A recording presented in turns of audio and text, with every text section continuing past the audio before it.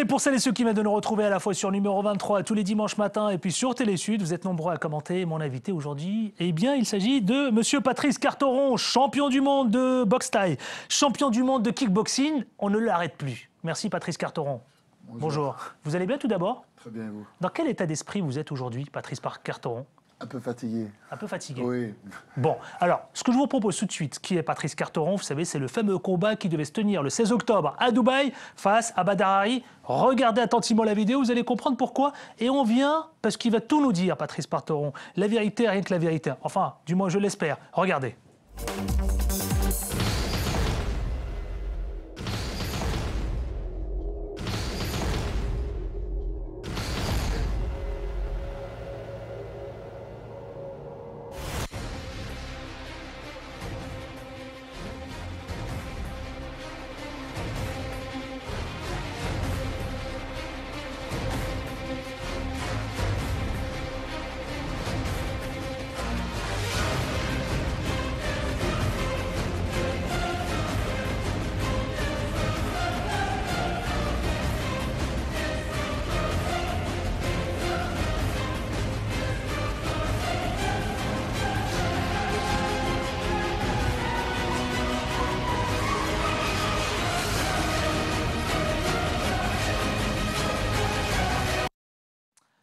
Patrice Carteron est notre invité ici sur le plateau. Patrice Carteron, merci d'avoir accepté notre invitation. Je le rappelais à nos téléspectateurs, champion du monde de boxe thaï, kickboxing.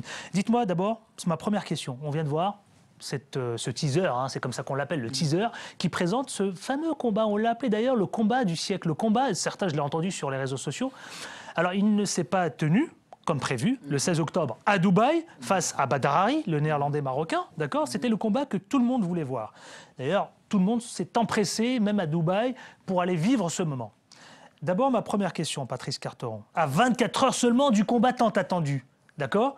Vous, sur les réseaux sociaux, vous dites, vous officialisez la nouvelle sur Facebook et Twitter que, avec un petit communiqué, les raisons réelles de cette annulation. Alors nous, on a envie de savoir qui a annulé ce 16 octobre le combat tant attendu. C'est vous ou c'est Badr Hari? C'est Badr Hari. La vraie raison, c'est que, en fait, il y a plusieurs mois, Badr Hari, je vais être très clair et cash avec vous. Oui, voilà, Badr Hari, moi, je peux commencer du début, comment ça a commencé? Oui, je vous en prie, même si on a 15 minutes pour l'interview, mais je ne manquerai pas de vous interrompre. Tout simplement, il y a plusieurs années, moi, ça fait depuis 2009 que j'ai décidé de boxer que pour moi, d'organiser avec les collectivités, grâce à les collectivités, et ne plus travailler avec aucun organisateur en France. D'accord. De là, parce que j'ai eu des problèmes avec des organisateurs véreux qui ont essayé de profiter de moi et je ne l'ai pas supporté. Donc depuis le 28 novembre 2009, j'avais mis ça comme point d'honneur, je ne boxerai plus pour personne. À partir de là, des organisateurs véreux, les mêmes, m'ont recontacté pour pouvoir boxer dans leur organisation. J'ai refusé. Et à ce moment-là, ils ont lancé une polémique sur moi parce que je suis ce qu'on appelle le mal-aimé. Tout le monde... Pourquoi vous êtes le mal-aimé? Juste pour qu'on comprenne, pourquoi vous avez été considéré comme le mal-aimé? Parce que je n'accepte pas ce système. Ce système qui fait que les boxeurs sont comme des chiens et ils ont un maître. D'accord? Moi, je me considère comme un loup. Un loup n'a pas de maître. D'accord? Il ne donne pas la patte. Vous considérez comme un électro-libre? Voilà. Non, le loup. Le loup. Le loup, c'est clair. Il n'a pas de maître. Il vit seul, il se débrouille tout seul. Il est peut-être pas propre. Il est peut-être pas bien lavé ou quoi que ce soit. Mais en tout cas, il n'a pas de laisse. Et les boxeurs aujourd'hui, un jour, Louis Acariès disait, mon chipour disait une chose que Louis Acariès lui avait dit. Et tu sais, mon petit, à l'époque, les boxeurs, ils signaient leur contrat avec une croix. Donc, on prend ces gens, on leur raconte comme hier, j'ai revu un truc sur Bénichou, qui disait lui aussi, oui, ici, moi, je ne gérais pas ma carrière. Il disait que c'était pour mon bien. Le problème, c'est que, malheureusement, les gens me prennent pour ce genre de personnages. Je ne vais pas les juger. Ils ont leur propre vie, peut-être ils n'ont pas les facultés...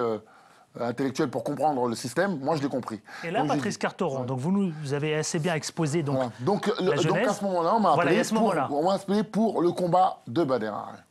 Un jour, puisque depuis 5 ans je ne boxais pour personne, il y a une mauvaise publicité qui a été dit que Patrice, de toute façon, on disait que c'était une merde. Vous voyez ce que je veux dire? Ça certains organisateurs bidons qui a été aigris, et ça, je m'en suis servi. Parce que grâce à ça, il y a des boxeurs qui prennent que des victimes qui prennent des boxeurs quand ils savent qu'ils sont en fin de carrière ou qui savent que en ce moment ça va pas ou quoi que ce soit. Donc moi j'ai joué leur jeu, je n'ai rien dit, j'ai joué comme la fable du corbeau et du renard. Je me suis fait passer pour une victime, un mec qui ne répondait pas, jusqu'à ce qu'on m'envoie un fameux contrat pour me proposer un combat contre un certain Badr Hari. Ouais. On me l'a envoyé au mois de juin. Badr Hari, que tout le monde connaît d'ailleurs, Voilà. hein, champion en titre. Champion du K1, une société privée. Muay Thai. Non, pas Muay Thai. Il n'a jamais boxé en boxe thaïlandaise. C'est pour ça que je suis là pour remettre les choses au clair. Vous savez, aujourd'hui, on invente tout et n'importe quoi, on dit n'importe quoi. Vous avez pu le constater sur mes vidéos, je tape avec les coudes. Je tape avec les trucs. Le coup de la boxe thaï, c'est les coups de coude, les coups de genoux, les saisies, le corps à corps. Ce monsieur n'a jamais boxé en boxe thaï. Alors peut-être dans un combat amateur en 95, 96, je ne sais où, mais il n'a jamais boxé en boxe thaï. D'ailleurs, on lui a proposé de m'affronter en boxe thaïlandaise. À cela, il a fermé son Instagram, et d'ailleurs, j'ai fait un alerte enlèvement à l'époque. C'était pour cette raison, parce que quand on m'a proposé de faire ce combat en boxe thaï contre lui, il était tellement zélé qu'ils lui ont proposé. Il a dit non. D'accord. Bon, en tout cas, on n'est pas là pour, effectivement, on est là pour éclaircir, donc maintenant, si vous voulez, Patrice Carteron. On m'a fait signer ce contrat, je n'ai rien dit, et j'ai officialisé, j'ai fait une entorse à mon règlement, je suis parti boxer chez un ami à moi, et j'ai dit je vais faire une surprise. Et là, j'ai dit bon maintenant, il est temps maintenant que les choses sont signées et qu'il n'y a plus moyen de s'en sortir, il est temps que je termine la carrière de Badr Hari. Dites-moi, j'aimerais comprendre, Patrice Carteron, est-ce que vous le craignez à ce moment-là, lorsqu'on vous a proposé ce contrat face à Badr Hari? Est-ce que vous vous dites, ouais, Badr Hari, ça craint quand même? Je m'attaque à du lourd, ou vous-même, parce que vous, on vous connaît ici en France, vous êtes français, donc on connaît votre carrière aussi, champion du monde en titre boxe thaï et puis kickboxing. Jamais ça a effleuré votre esprit en disant, ah, ça craint quand même avec Badr Hari ou pas du tout? Qu'est-ce que vous vous dit à ce moment-là? Non, je me suis dit, seule chose, ce combat-là, il y a la popularité. Vous voyez ce que je veux dire? C'est comme les films porno, excusez-moi, de terme. Voilà, il y a Clara Morgan, on va dire que c'est la plus belle parce que les magazines ont dit des trucs. Des filles comme ça, j'en trouve partout. D'accord? Maintenant, à partir de maintenant, c'est selon les goûts et les couleurs. Lui, c'est pareil. Pour moi, c'est Clara Morgan de la boxe. Il est devenu populaire grâce à une organisation qui s'appelle K1, une organisation truquée qui a coulé en 2010. Cette organisation passait sur 180 pays. Dans 180 pays, tout le temps, avec leur nom et leur prénom annoncés. Donc, à partir du moment où ils sont devenus populaires, ils étaient extrêmement populaires. Bob Sapp, Peter Hart, etc. et compagnie. Donc, à partir de là, ce qui me gênait dans ce combat, c'était comme quand la popularité était telle que on se considérait plus fort que moi. Mais dans un combat, rien n'est joué jusqu'à la dernière minute. Donc je me suis dit, on ne sait jamais. Je me suis dit, oulala, si je perds contre ce mec, les gens vont parler comme si c'était l'homme le plus fort du monde. Pour moi, c'est faux. Pour vous, c'est faux. D'ailleurs, vous vous êtes entraîné très dur pour ça, jour et nuit. La haine. Pour le 16. J'avais de la haine. 16 octobre dernier. J'avais la haine. Vous aviez la haine. Pourquoi la haine? La haine de quoi? Parce que déjà, j'avais déjà vu, d'habitude, on m'avait toujours insulté dans la boxe. Vous le savez, bon, c'est normal, ça fait partie, on ne peut pas être aimé par tout le monde. Quand on connaît mieux de la boxe. Mais là, en fait, ça avait pris un autre degré. Moi, en fait, tout ce qui est sur les réseaux sociaux, ce sont des amis qui les gèrent pour moi. Et à un moment donné, je répondais aux insultes de Badr Hari, parce que d'ailleurs, il faut oublier, la première personne qui m'a insulté, c'est M. Badr Hari. Oui, parce qu'on voit d'ailleurs, je les ai, moi, d'ailleurs, le combat, il s'est tenu, par contre, pour le coup... Sur Facebook. Sur Facebook, sur les réseaux sociaux. C'est là où les hostilités, d'ailleurs... Ont commencé. Ont commencé, hein, d'ailleurs, sur les réseaux sociaux. Si vous le permettez, parce que comme on va très très vite, Patrice Carteron, si vous voulez bien, à ce moment-là, vous apprenez donc Badr Hari annule le combat. On est d'accord, c'est Badr Hari qui annule le combat. Hein. Oui. Qu'est-ce qui se passe dans votre tête? Vous vous dites quoi? C'est quoi? C'est la haine que ce combat, qui était tant attendu, c'était le combat du siècle, le combat de l'année. C'était le combat du siècle. Je reprends les termes de certains internautes. Vous savez ce que je me suis dit? Tu t'es démasqué. Tu as montré ce que moi j'essayais d'expliquer à tout le monde, que je montrais à toute la planète, qu'on met qui on veut en avant. Comme vous êtes présentateur. Si on veut vous faire passer pour le pire des racistes, le pire des trucs, on peut le faire du jour au lendemain. Que vous le vouliez ou non, c'est comme ça, vous voyez? Donc, moi, de la même manière, moi, par exemple, je connais Dieudonné. Je me fiche de ce que les gens pensent. Moi, je vous le dis, entre vous et moi, texto, c'est pas un raciste. Maintenant, on lui a fait une image. Si on veut faire une image, on vous la fait. Vous voyez? Donc moi, j'étais content de faire sortir la vérité. Alors la vérité, ce fameux tournoi, j'aimerais juste je vous propose tout de suite de regarder ce court extrait. Vous êtes dans votre chambre à Dubaï, et vous, là, à ce moment-là, vous regardez le combat Badr Hari face à un autre. Ça devait être vous. C'est très et bien. là, vous le commentez. On le commente, mais vous allez voir que carrément, je peux vous dire l'enchaînement qu'il va faire avant même qu'il le donne. Bon, regardons Patrice Carteron, regardons. Regardez tout de suite Patrice Carteron depuis sa chambre d'hôtel à Dubaï. Alors, On est à fond dans le combat là. Mamadou, viens, viens écouter la musique. On est à fond là. On a tout ça dessus. On est à fond là quand même. On regarde le grand combat là. Pas d'Errari là qui va combattre contre Oporotov. 80 kills. Très court. D'ailleurs, à la fin, la chute de votre vidéo, là, depuis vos chants, vous avez dit, ouais, finalement, Badr Hari, tu ne représentes plus rien pour moi. Voilà. Avec ce que je viens de voir, ce que je viens de vivre en direct du combat, pour moi, plus de respect. Vous dites ça avec vos mots, mais moi, je le dis, voilà. En gros, c'est ce que j'ai compris, c'est plus de respect. Vous savez, à partir du moment où vous commencez votre vidéo, la première phrase qu'il m'a dit sur Instagram, c'est « Tu m'as fui en 2011, tu veux m'affronter en 2014 ». Il avait une phrase comme ça. La première phrase qu'il a dit, c'était celle-là. Vous l'avez dit, vous d'ailleurs, ce soir, Badr Hari, tu vas finir sur Instagram. Tu vas finir sur lahchouma.com. Voilà, mais je sais. D'accord. Et vous dites autre chose. Lui, il vous répond. Il commente ce post. Il dit Patrice Carteron de la manière suivante. Il dit va t'acheter de la vaseline. Ouais. Mais c'était une guerre terrible là, sur les réseaux sociaux. Ouais. Mais je dirais presque que ça ne résout pas ce combat-là qui devait se tenir. Le problème, c'est quoi? Pour faire un combat, il faut 2 hommes. Et il n'y en avait qu'un seul sur le ring. C'est moi. Le reste, lui, pour moi, c'est pas un homme. C'est un gars qui a une carrière arrangée de A à Z. D'accord? Je l'ai répété. Et maintenant, la preuve, c'est qu'il la preuve, elle est faite, c'est que moi, ce que je disais depuis certains temps, moi, vous savez pourquoi j'ai poussé, j'ai mis les écoutes, etc. sur Internet. J'ai mis les écoutes, c'est ça? J'ai mis tout ça, ouais. Pourquoi j'ai mis tout ça? Parce que c'est ce que je vis depuis 10 ans. Et là, j'ai voulu absolument que ce combat ait lieu pour lui mettre le chaos de sa vie. Et je pensais qu'il allait ne pas faire cette erreur. Je pensais qu'en mettant les vidéos, que ça allait le pousser à monter sur le ring. Malgré ça, il a refusé de m'affronter. Vous savez, dans la boxe, moi j'ai déjà perdu. J'ai gagné, j'ai perdu. Très peu, mais moins que lui en tout cas, mais j'ai déjà perdu. Mais c'est pas une honte de perdre. J'aurais perdu, j'aurais gagné ce combat, là n'est pas le problème. Mais la fuite, il a fui. Il a fui. Dans la boxe, ça va arrêter une histoire, c'est la première fois que ça arrive. À 24 heures du combat, de sortir un prétexte qu'il a dû lire comme un enfant, comme un chien, que son maître lui a dit de le mettre, le promoteur qui disait de lire, et il savait, mais il avait du mal à lire, parce que lui-même, au fond de ses yeux, vous savez, la caméra, c'est comme une loupe. Moi, j'ai fait du théâtre, il m'expliquait, Patrice, quand tu joues mal, ça se voit. Bien sûr. Eh bien, il jouait mal, c'est un très mauvais acteur, ce jour-là. Eh bien, là, il s'est retrouvé en face de sa vérité. Là, aujourd'hui, il l'a comme... Des commentateurs l'ont bien dit, il l'a sur sa conscience. Ça commente beaucoup sur les réseaux sociaux. Hein. C'est la guerre entre vous. Badr Hari et Patrice Carteron. Les réseaux sociaux, ça fusille. Hein. C'est un véritable clash, là. Ouais, mais c'est de sa faute, parce que lui, vous savez ce qu'il a fait? Il a vraiment une seule chose qui n'est pas bonne. Moi, le clash, il n'y a pas de problème. Mais il a été, pour moi, le plus grand communautariste, la plus grosse merde qui est de la boxe. À cause de cette grosse merde, il a donné une image. Et heureusement que Dieu seul sait, moi j'habite dans une ville où on était entre nous, on ne se calculait pas, je ne sais pas quelles sont vos origines, mais on ne calcule pas nos origines entre nous. Du jour au lendemain, il a fait que des gens arrivent dans la rue. Ça se voit mes origines. Hein, non mais, si vous êtes... non, mais c'est pas ça, Maroc, Algérie, Tunisie. À cause de lui, voilà. Mais à cause de lui, du jour au lendemain, on se posait la question qui est marocain, qui est ceci, qui est cela. Ah, les gens venaient me voir, me disent ah je suis marocain mais je t'aime bien. Mais je dis mais je m'en fous, c'est pas une question, tu pourrais aimer l'autre, c'est pas le problème. Il a cautionné le racisme. À partir du moment où les gens il me traite de sale nègre, de sale ceci, de sale cela. Et que monsieur cautionne, puisque c'est sa seule initiative, c'est à un moment donné, arrêter le racisme. Et puis bref, c'était pas plus que ça. Vous savez, à partir du moment où vous dites rien, c'est vous gardez le silence. Mais il a quand même dit, il a dit stop au racisme. Ouais, mais le débat n'a pas lieu ici. Il n'a pas été très clair, en tout cas. Il n'a pas été très clair. Moi, en tout cas, quand on cautionne ça, à partir du moment, je t'emmerde. Ouais, Patrice Carteron, il nous reste quelques minutes. Hein. Je déborde un peu, mais je vais me faire engueuler. Mais écoutez, on peut regarder là d'ailleurs, c'est le réalisateur Valerio peut montrer les ceintures. Ouais. On a 2 belles ceintures, très lourdes d'ailleurs. Je les ai portées, j'ai essayé de les porter, elles sont lourdes. Mon Dieu, elles sont lourdes, mais le poids lourd, hein, c'est normal en même temps. Box taille et puis kickboxing. Voilà, elles sont là, ici, visibles. Je voudrais les montrer aux téléspectateurs. Dites-moi, vous dites vous-même, ils veulent me faire fermer ma gueule. Oui. Pourquoi vous dites ça, Patrice Carteron? Parce que je dérange. Vous pensez vraiment que vous dérangez, Patrice? Je montre aux boxeurs qu'on peut s'en sortir sans avoir besoin de magazines bidons, qu'on n'a pas besoin de... Vous dérangez parce que vous n'êtes pas dans le système? Parce que je ne suis pas dans le système, parce que je fais les choses par moi-même, que je travaille avec les collectivités, que je ne...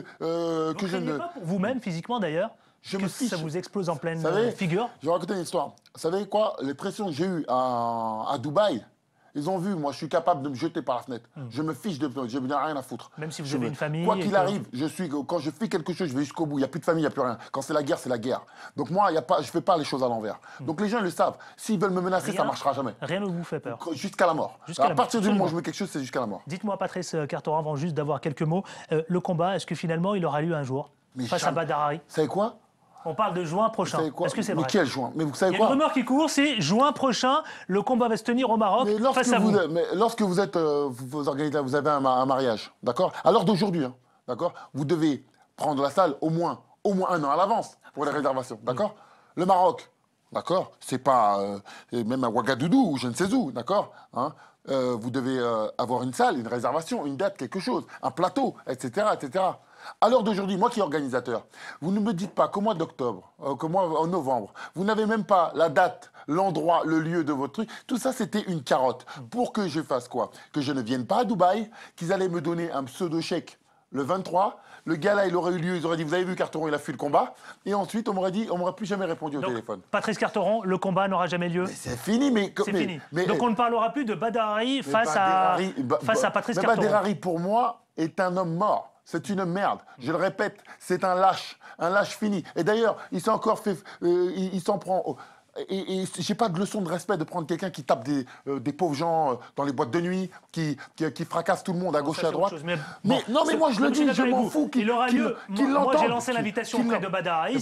Il est le bienvenu ici. Il a également droit de cité pour venir en parler et donner sa version. Justement, j'en profite. Voilà. Qu'il entende cette sous-merde, hein, qui parle de sourate et qui boit et qui vide des bouteilles. Non, je le dis pour que tout le monde entende. Et qui parle de sourate et qui prend des bouteilles d'alcool, et qui vide des bouteilles d'alcool sur les femmes. Ouais. Tu n'es qu'une merde. Patrice Carteron. Voilà. Non, mais ce que je voulais dire, c'est que restons juste sur le combat de la boxe. Je suis sans pitié, c'est de la haine. Je suis d'accord. Non, mais je suis d'accord, c'est la haine. J'ai bien compris que c'était la haine. C'est de la vraie haine. C'est pour ça que je vous ai invité. Et je vous l'avais dit que j'allais parler cash. Absolument. C'est pour ça que je vous ai invité pour éclaircir et pour que nous-mêmes on puisse comprendre. Ouais. L'invitation a été lancée aussi, y compris à Badr Hari. Il est bienvenu ici, y compris donner sa version des faits. Dites-moi. Il nous reste quelques secondes. J'ai vraiment débordé. Il va falloir qu'on aille très très vite. Vous, aujourd'hui, vous en êtes où? Qu'est-ce que vous faites? Vous continuez à combattre. Vous êtes aussi promoteur d'événements, il me semble. Juste pour vous suivre un petit peu dans ce que vous faites. Je continue mon travail. Je vais faire comme d'habitude. Je le répète parce que souvent les organisateurs vont vous dire que je refusais tel truc. Depuis 5 ans, je ne boxe pour personne. Donc, comme d'habitude, j'appelle aux collectivités. Je travaille essentiellement avec les collectivités. J'appelle aux maires de villes qui veulent un événement. Je serai prêt à organiser n'importe où en France, avec n'importe qui, et pour leur montrer le kickboxing, la boxe thaïlandaise. Je suis là pour les gens. Vous êtes là pour les gens, donc le combat continue. Le combat continue. Vous lâchez pas seul et je lâcherai jamais l'affaire. Vous ne quittez pas le ring? Non. D'accord. Par contre, lui, j'espère qu'il va le quitter parce que c'est la honte. C'est la chouma. Quand dites lui, c'est Badr Hari. Voilà. Même pas, il a un nom. Il a même pas de blase. Bon. Le baltringue. Merci infiniment. Attention, tout le monde y passe, personne n'y échappe.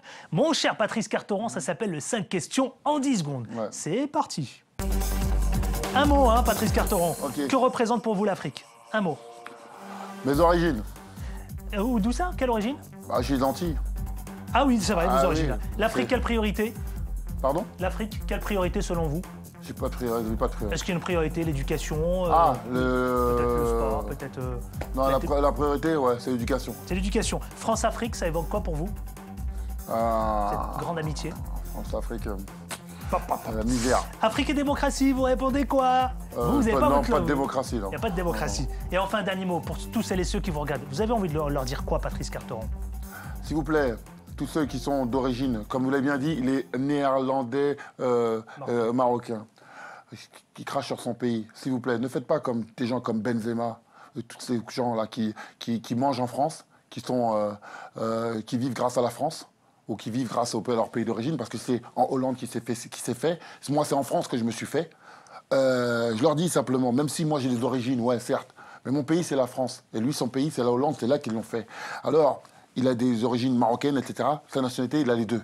Donc à partir de là, je dis à tout le monde, n'oubliez pas d'où vous venez et ne crachez pas sur le pays qui vous donne à manger. Alors, tous les pays ont leurs défauts. N'allez pas dire que chez vous, c'est mieux que chez l'autre. Moi, je dis toujours, arrêtons ces trucs de communautaristes de merde. Moi, je ne me considère pas comme noir, je ne me considère pas comme la bande des Noirs, la bande des Arabes, la bande des trucs. Je parle avec tout le monde et Seigneur, arrêtez de rentrer dans ce délire à 2 francs. D'accord? C'est une belle conclusion, j'aime beaucoup. Non mais c'est vrai, vous prenez ce qu'on appelle le métissage et l'aspect cosmopolite de la Je chose. dis pas version light, il the word, oh métis à la Yannick Noah. Je dis vraiment dans le fond du cœur. Parce que ça m'arrache le cœur quand un mec qui vient me voir et qui me dit Patrice, je suis marocain, mais je m'en fous que tu sois marocain. Tu veux faire une photo avec moi, je te la fais. Moi, je ne juge pas les gens par rapport à leurs origines ou je ne sais quoi. Bon, à suivre en tout cas. Merci infiniment, mon cher Patrice Carteron, d'être venu ici. Meurs en enfer, Bader. Meurs en enfer. Merci infiniment, merci à vous. Donc le débat continue sur la page Facebook. Ça fait débat, vous le savez. Vous commentez sur la page, vous likez, vous commentez, vous réagissez. N'hésitez pas, le débat continue. À la semaine prochaine avec autant de plaisir. Merci à toute l'équipe de réalisation. Ciao, ciao. À la semaine prochaine.